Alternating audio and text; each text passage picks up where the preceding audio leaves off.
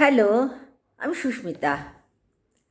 হ্যাঁ, মোদিজি যখন পার্লামেন্টে বক্তৃতা দেন, কথা বলেন যখন, বেশিরভাগ সময় শোনা যায় পার্লামেন্ট যখন চলে, বেশিরভাগ সময় উনি শুধু ওই জওহরলাল নেহরুর কাজকর্ম নিয়ে, ইন্দিরা গান্ধীর কাজকর্ম নিয়ে, তারপরে গান্ধীজিকে নিয়ে, মহাত্মা গান্ধীজিকে নিয়ে, সব পুরনো লোকদের নিয়ে উনি বিরোধী দল কংগ্রেসের এদেরকে নিয়ে কথাবার্তা বলেন।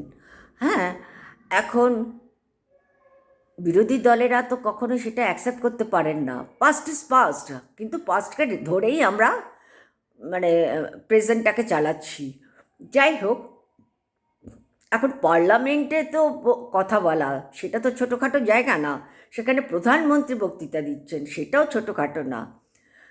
তো বিরোধী দলেরা কেউ দাঁড়িয়ে উঠে বলে, আপনি তো সারাক্ষণই শুধু মানে গান্ধীজিকে নিয়ে, নেহেরুজিকে নিয়ে, ইন্দিরা গান্ধীকে নিয়েই শুধু আপনার সময় পাস করে দেন। পাস্ট নিয়েই আপনি কথা বলে সময় পাস করে দেন। আরে বর্তমান নিয়ে আপনি কথা তো বলুন আগে। বর্তমান নিয়ে কথা বলেন না কেন? বর্তমান তো আপনার, বর্তমানে তো আপনি দাঁড়িয়ে রয়েছেন। আপনি আগে কথা বলুন, আপনি কি করছেন এবং কি করবেন সেগুলো বলুন। এখন কথা হলো, আমাদের প্রধানমন্ত্রী যখনই উন্নয়নমূলক কোনো কথাবার্তা বলে, মানে খুব হাই লেভেলের আস্থা দেন এবং ভরসা দেন, যেটা বাস্তবে রূপায়িত করতে পারেন না উনি, যেটা বাস্তবে রূপায়িত করতে পারেন না। আরেকটা জিনিস দেখলাম, উনি যে কোনো জিনিস যখন শুরু করবেন এবং শুরু করার পরে হয়তো তার কি নেগেটিভ তার প্রতিক্রিয়া হবে সেই চিন্তা করে নেয় আগের থেকেই তারা। তার ফলেতে কী করে, কোনো কাজ শুরু করার আগে উনি একটা আইন সংশোধনী বিল পাস করে নেন। আইন সংশোধনী বিলটা পাস করা হয়ে গেলে পরে যখন কাজটা শুরু করবেন, তখন জনগণ বা বিরোধী দলেরা তার উপর কোনো অ্যাকশন নিতে পারে না বা পারবে না। এই এই যে আপনি যে করছেন, কি হচ্ছে এতে?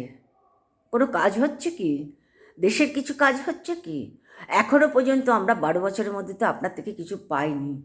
উন্নয়নমূলক কথা যখনই বলেন, মানে এত হাই লেভেলের কথা বলেন, এত করবেন, এত দেবেন, এত হবে, এত করবেন, কিন্তু যখন সেটা বাস্তব যখন আসছে, হ্যাঁ, তখন কিন্তু তার এই কথার সঙ্গে কোনো সিমিলারিটি থাকে না।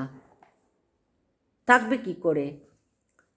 থাকাটা স্বাভাবিক না। সেই জন্যই তো বিরোধীরা আপনাকে বারবার বলছে যে অতীত নিয়ে আপনি এত ঘাটেন কেন? সারাক্ষণ ওদের দোষ দেখে যাচ্ছেন। আপনি কী করছেন সেটা বলুন আগে।